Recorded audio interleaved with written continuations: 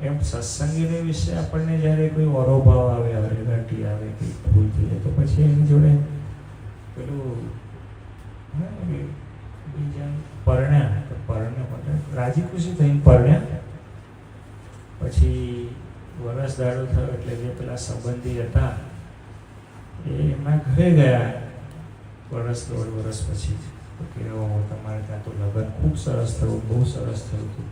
પેલા 1.5 વર્ષ જ મળી ગયા હતા કે લગ્ન ખૂબ સરસ થયું. હા, અને તમારા ફેરા વખતે તો પેલી બોલ કઈ લાઈટો, હા શાર્પી ને તો બહુ અદભુત હતી. ને ફેરા તો તમારા જોરદાર થયા. તમારા તો 7 જન્મનો બંધન થઈ જાય એવું લગ્ન થયું. એટલે પેલો છોકરો કાં તો છોકરી બેમાંથી કોઈ જોઈએ કે 7મો જન્મ છે આ.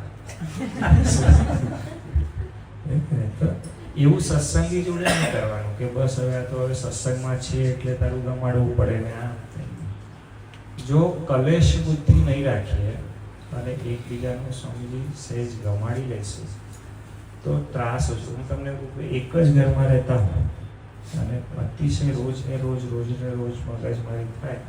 અને કેટલા બધા જણ એવું કહે છે મને, ઘણા બધા જણ કે ઘરે જવાનું જ મન નથી થતું, પછી ઘરમાં રહેવાનું મન થાય. તો પછી સત્સંગમાંથી પણ એવું મન મોડવું પડે આપણને. એવું થાય કે દર્શન તો આવું જ કર્યા કરે છે.